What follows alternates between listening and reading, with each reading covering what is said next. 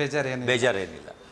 ಈಗ ಒಂದು ವೇಳೆ ಸರ್, ಈಗ ಈ ಒಂದು ಬಿಗ್ ಬಾಸ್ ಮನೇಲಿ ಇದ್ರಿ ನೀವು, ಮೊದಲನೇ ವಾರ ಹೋದ್ರಿ, ಶುರು ಆಯ್ತು ಅಂದ್ರೆ ಇದು ಹೋಗೋಕ್ಕೂ ಮುಂಚೆ ಕೆಲವೊಂದು ಪ್ಲಾನಿಂಗ್ಸ್ ಇರುತ್ತೆ. ಅಂದ್ರೆ ಅವ್ರು ಫೋನ್ ಮಾಡ್ತಾರೆ, ಕರೀತಾರೆ, ಹೇಳ್ತಾರೆ. ಬಟ್ ನಿಮ್ಗೆ ಬಿಗ್ ಬಾಸ್ಗೆ ಹೋಗ್ಬೇಕು ಅನ್ನೋದು ಮೊದಲಿಂದ ಏನಾದ್ರು ಕನಸಿತ್ತ ಅಥವಾ ಅನ್ಎಕ್ಸ್ಪೆಕ್ಟೆಡ್ ಆಗಿ ಬಂದಿದ್ದೀನಿ ಅಷ್ಟೇನಾ? ಇಲ್ಲ ಸರ್, ನನಗೆ 8 ವರ್ಷದಿಂದನೇ ಒಂದು ಕೊರಿಯನ್ ಮ್ಯಾಸ್ಟಿಫ್ ಅಂತ 1 ಕೋಟಿ ನಾಯಿ ಅಂತ ಫೇಮಸ್ ಆಗುತ್ತೆ.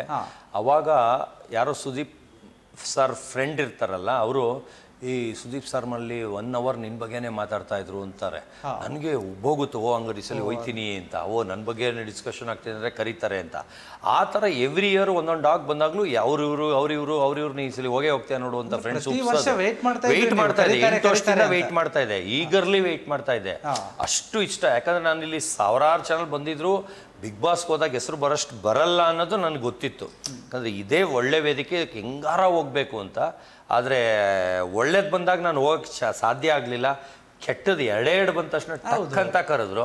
ನಿಮ್ಗೆ ಅದರಿಂದನೇ ಕರೆದ್ರು ಅಂತ ಅನ್ಸುತ್ತಾ? 100% ಹೌದು. ಇಡೀ ರೈಟು ಟ್ರೋಲ್ ಆಯ್ತಲ್ಲ, ರಾಜ್ಕುಮಾರ್ ಸರ್ ಕೊಟ್ಟಿಲ್ಲ, ವಿಷ್ಣುವರ್ಧನ್ ಸರ್ ಕೊಟ್ಟಿಲ್ಲ ಅಂತ.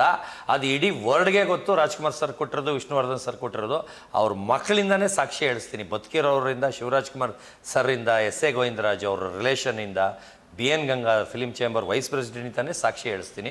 ಯಾಕಂದ್ರೆ ಅವರಿಬ್ಬರು ಜೊತೆನೇ ಹೋಗಿ ರಾಜ್ಕುಮಾರ್ ಸರ್ ಬದುಕಿದಾಗ ಮನೆಗೆ ಹೋಗಿ ಕೊಟ್ಟು ಬಂದಿದ್ದು. ವಿಷ್ಣು ಅವ್ರಿಗೆ ಡಾಲ್ಮೇಷನ್ನು ಡ್ಯಾಶ್ ಉಂಡು. ಅದರಲ್ಲಿ ಒಂದು 2,500 ಸಾವಿರ ಕೊಟ್ಟೆ, ಒಂದು ಗಿಫ್ಟ್ ಆಗಿ ಅಣ್ಣವ್ರು ಬದುಕಿದ್ದಾಗ ಅವ್ರ ಅಣ್ಣವ್ರ ಮನೇಲಿ ಇದ್ದಾಗಲೇ ಹೋಗಿ ಕೊಟ್ಟು ಬಂದಿರೋದು. ವಿಷ್ಣುವರ್ಧನ್ ಸರ್ ಮನೆಗೆ ಟಿಬೆಟಿಯನ್ ಮ್ಯಾಸ್ಟಿಫ್ ಅಂತ, ಅದು ಅನಿರುದ್ಧ ಮೇಡಮು, ಕೀರ್ತಿ ಅವರು, ಭಾರತಿ ಅವರು 3 ಜನನು ಇದ್ರು. ಅದು ಸಂಜನಾ ಗಲ್ರಾಣಿ ಅವ್ರ ಥ್ರೂ ರೆಫರೆನ್ಸ್ ಬಂದು ಅವತ್ತೇ ಅವ್ರ ಫ್ರೆಂಡ್ ಆಗಿದ್ದು.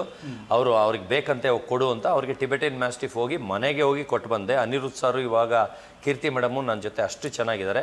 ಕೀರ್ತಿ ಮೇಡಮು ಒಂದು ಬ್ರೌನ್ ಕಲರ್ ನಾಯಿ ಇಟ್ಕೊಂಡು ಹಾಕ್ಕೊಂಡಿರೋದು ನನ್ನ ಇನ್ಸ್ಟಾಗ್ರಾಮಲ್ಲಿ ಹಾಕ್ಕೊಂಡಿದ್ದೀನಿ. ಆವಾಗಲೇ ಕೊಟ್ಟಾಗ್ಲೇ ಅದನ್ನ ಹೋಗಿ ಚೆಕ್ ಮಾಡ್ಕೋಬೋದು. ಇಲ್ಲ ಅನಿರುದ್ಧ ಸರ್ಗೆ ಕಾಲ್ ಮಾಡಿ ಕೇಳ್ಕೋಬೋದು, ಇಲ್ಲ ಭಾರತಿ ಮೇಡಮ್ಗೂ ಕಾಲ್ ಮಾಡಿ ಕೇಳ್ಕೋಬೋದು. ಅದನ್ನ ಪ್ರೂವ್ ಮಾಡಿದ್ರೆ 5 ಲಕ್ಷ ಬಹುಮಾನ ಇಟ್ಟಿದ್ದೀನಿ. ಅದು ಯಾರೋ ಕಿತ್ತೋಗಿರೋ ಚಾನಲ್ ಹೇಳಿದ್ರಲ್ಲ, ಅದನ್ನ ಪ್ರೂವ್ ಮಾಡಿದವ್ರಿಗೆ 5 ಲಕ್ಷ ಕ್ಯಾಶ್ ಪ್ರೈಸ್ ಕೊಡ್ತೀನಿ. ಶ್ರೀರಾಮುಲು ಕೊಟ್ಟಿದ್ದೀನಿ, ಜನರಲ್ ರೆಡ್ಡಿ ಕೊಟ್ಟಿದ್ದೀನಿ, ಸಲ್ಮಾನ್ ಖಾನಿಗೆ ಕೊಟ್ಟಿದ್ದೀನಿ, ಬಳ್ಳಾರಿ. ಅವ್ರಿಗೆಲ್ಲ ಕೊಟ್ಟಿಲ್ಲ ಅನ್ನೋದು ಯಾರು ಪ್ರೂವ್ ಮಾಡಿ ವಿತ್ ಅವರಿಂದನೇ ಹೇಳ್ಸಿ, ಯಾರಿಗೆ ಹೆಸರು ಹೇಳ್ತಾ ಇದ್ದೀನಿ ಅವರಿಂದ ಹೇಳ್ಸಿ, ಇಲ್ಲ ಅವ್ರ ವರ್ಕರಿಂದ ಹೇಳ್ಸಿ, ಇಲ್ಲ ಇವ್ನು ಹೇಳ್ತಾರ ಸುಳ್ಳು ಕೊಟ್ಟಿಲ್ಲ, ಇವ್ನು ಒಳಗೆ ಇವ್ರ ಮನೆಗೂ ಬಂದಿಲ್ಲ, ಇಲ್ಲೂ ಬಂದಿಲ್ಲ ಇವನು ಅಂತ ಪ್ರೂವ್ ಮಾಡಿಸಿ ಅವ್ರಿಗೆ 5 ಲಕ್ಷ ಕ್ಯಾಶ್ ಪ್ರೈಸ್ ಕೊಡ್ತೀನಿ. ಆಮೇಲೆ ಇಡಿ ರೈಡ್ ಬಗ್ಗೆನೂ ಮಾತಾಡ್ಬಿಡ್ತೀನಿ, ಯಾಕಂದ್ರೆ ಇದು ಒಂದೇ ಟಾಪಿಕ್. ಇಡಿ ರೈಡ್ ಅಂತ ಆಯ್ತು ಸರ್. ಇಡಿ ರೈಡು 7 ಗಂಟೆಗೆ ಆಯ್ತು ಸರ್. 8:15 ಹೊಟ್ಟೋದ್ರು ಸರ್. ಎಲ್ಲ ಮೀಡಿಯಾ ಮನೆ ಮುಂದೆ ಇತ್ತು, ಬರೀ ಬಿಲ್ಡಿಂಗ್ ತೋರಿಸಿದ್ರು. ಒಂದು ಮೀಡಿಯಲ್ಲಾರ ನನ್ನ ಮುಖ ತೋರಿಸಿದ್ರ? ಯಾಕಂದರೆ ಕಾರ್ ಬಂದು ರೋಡಲ್ಲಿತ್ತು, ನನ್ನ ಮನೆಯಿಂದ ನಡ್ಕೊಬಂದು ಜೀಪ್ ಹತ್ತೋವರೆಗೂ ನನ್ನ ಮುಖ ಬರುತ್ತೆ. ತಿರ್ಗಾ ಅಲ್ಲಿಂದ ಕರ್ಕೊಂಡು ಹೋಗೋವರೆಗೂ ಕಾರಲ್ಲಿ ತೋರಿಸ್ತಾರೆ. ತಿರ್ಗಾ ಅಲ್ಲಿಂದ ಡಬಲ್ ರೋಡ್ಗೆ ಹೋಗ್ತಾರೆ. ಡಬಲ್ ರೋಡಲ್ಲಿ ಲಿಫ್ಟಲ್ಲಿ ಹೋಗಿ ಅವ್ರ ಆಫೀಸ್ಗೆ ಹೋಗೋವರೆಗೂ ಬರಬೇಕು, ತೋರಿಸ್ಬೇಕು. ಕರ್ಕೊಂಡು ಹೋಗಿದ್ರೆ ಕೇಸ್ ಆಗಿದ್ರೆ ಏನೂ ಆಗಿಲ್ಲ. ಏನಕ್ಕಂದ್ರೆ ನನ್ನ ಮನೇಲಿ ನಾಯಿ ಇಲ್ಲ, ಡಾಕ್ಯುಮೆಂಟ್ ಪರ್ಫೆಕ್ಟ್ ಇತ್ತು, ನಾನು ಯಾವ ನಾಯಿನೂ ಇಂಪೋರ್ಟ್ ಮಾಡಿಲ್ಲ, ಯಾವನು ಇಂಪೋರ್ಟ್ ಮಾಡಿದವನು ಮುಟ್ಟಾಳ, ಅವರಿಂದ ನಾನು ತೊಗೊಂಡಿರೋದು. ಕೇಸ್ ಆಗಿದ್ರೆ ಅವ್ರಿಗಾಗಬೇಕು, ನನಗಲ್ಲ. ಅದೆಲ್ಲ ಪರ್ಫೆಕ್ಟ್ ಆಗಿದ್ದಕ್ಕೆ ಅವ್ರು ಖುಷಿಯಾಗಿ ನಕ್ಕೊಂಡು ರಾಮೇಶ್ವರ ಕೆಫೆಯಿಂದ ಟಿಫನ್ ತರಿಸಿದ್ರೆ ತಿನ್ಬಿಟ್ಟು ಹೊಟ್ಟೋದ್ರು. ಸಾಯಂಕಾಲ 8 ಗಂಟೆಗೆ ಒಂದು ಹೀರೋಯಿನ್ನು, ನಾನು, ನನ್ನ ಮಗ ಪಾರ್ಟಿ ಮಾಡ್ತಾ ಇದ್ದೀವಿ. ಎಲ್ಲರೂ ಫೋನ್ ಹೊಡಿತಾರೆ, ಜೈಲಲ್ಲಿ ಇದೆಯಾ, ಅಲ್ಲಿದೆಯಾ, ಇಲ್ಲಿದೆಯಾ ಅಂತ. ಏನಕ್ಕೆ ಅಂದರೆ ಟಿ ವಿಲಿ ಜೈಲಿಗೆ ಹೋಗ್ಬಿಟ್ಟಿದ್ದಾನೆ, 3 ದಿನ ಹಿಡ್ಕೊಂಡು ಹೋಗ್ಬಿಟ್ಟವ್ರೆ, ಅರೆಸ್ಟ್ ಆಗ್ಬಿಟ್ಟವನೆ, ಅದು ಇದು ಅಂದರು. ಸರ್ ಯಾರ ಕೇಸ್ ಆಗಿದೆ ಅದರಲ್ಲಿ ನಂದು ಫಾಲ್ಟರು ಅಂತ. ಯಾಕಂದರೆ ಇವರೇ ಊಹಾಪೋಹ. ನನ್ನ ಮನೇಲಿ ನಾಯಿ ಇಲ್ದಿದ್ದಕ್ಕೆ ಬೇರೆ ಮನೇಲಿ ನಾಯಿ ಇದೆ, ಅಲ್ಲಿಂದ 10,000ಕ್ಕೆ ಬಾಡಿಗೆಗೆ ತರ್ತಾರೆ ಅಂದರು. ಅವ್ನಿಗೆ 25,000 ಸಂಬಳದ ಮನೆಯಲ್ಲಿ ಬಿಟ್ಟಿದ್ದೀನಿ. ಅವನು ಕ್ಯಾಮ್ರಾಮೆನ್ನು, ಒಂದು ಕಾರು ಶೋರೂಮಲ್ಲಿ ಡೆಲಿವರಿ ಕೊಟ್ಟಾಗ ಫೋಟೋ ಹೊಡೆಯೋ ಕ್ಯಾಮ್ರಾಮೆನ್ನು.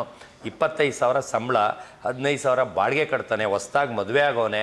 ಇನ್ನು 10,000ದಲ್ಲಿ ಅವನು ಸಂಸಾರ ಮಾಡಬೇಕು. ಅಷ್ಟು ಕಾಸ್ಟ್ಲಿನ ಇದು ಊಟ ತಿಂಡಿ ಎಲ್ಲ ಅವ್ನು ನೋಡ್ಕೊಳಕ್ಕಾಗತ್ತಾ? ಎಲ್ಲ ನಾನೇ ಕೊಟ್ಟು ಅವ್ರ ಮನೆಗೆ ಬಿಟ್ಟಿರೋದು. ಓನರ್ ನಾನು, ಅವನು ಸಾಕೊಳ್ತಾ ಇರೋದಷ್ಟೇ. ನಾನು ಫಂಕ್ಷನ್ ಇದ್ದಾಗ ಅವ್ರ ಮನೆಗೆ ಹೋಗ್ತೀನಿ, ನಾಯಿ ಎತ್ಕೊಂಡು ಹೋಗ್ತೀನಿ, ಫಂಕ್ಷನ್ಗೂ ಅಟೆಂಡ್ ಮಾಡ್ತೀನಿ, ವಾಪಸ್ ತಂದು ಬಿಡ್ತೀನಿ. ಅದರ ಬರೋ ದುಡ್ಡೆಲ್ಲ ನಾನೇ ಇಟ್ಕೊಳ್ತೀನಿ, ಅವ್ರಿಗೇನು 1 ರೂಪಾಯಿ ಕೊಡಲ್ಲ. ಇದು ನನ್ನ ಕಾಂಟ್ರಾಕ್ಟು. ನಾನು ಯಾವುದೋ 10,000 ಕೊಟ್ಟು ಬಾಡಿಗೆಗೆ ಥರ ಮನುಷ್ಯ ಅಲ್ಲ. 150 ನಾಯಿ ಓನರು. ನಾನೇ ಕಂಡೋರ್ ನಾಯಿ ತಂದು ನಾನು ಶೋ ಆಫ್ ಮಾಡಲಿ. ಕ್ಷಣ ಕ್ಷಣದ ಸುದ್ದಿಗಳಿಗಾಗಿ ಫ್ರೀಡಂ ಟಿವಿ ಸಬ್ಸ್ಕ್ರೈಬ್ ಮಾಡಿ, ಲೈಕ್ ಮಾಡಿ ಹಾಗೂ ಫಾಲೋ ಮಾಡಿ. ಹೊಸ ಸುದ್ದಿಗಳ ನೋಟಿಫಿಕೇಶನ್ಗಾಗಿ ಬೆಲ್ ಐಕಾನ್ ಮೇಲೆ ಕ್ಲಿಕ್ ಮಾಡಿ.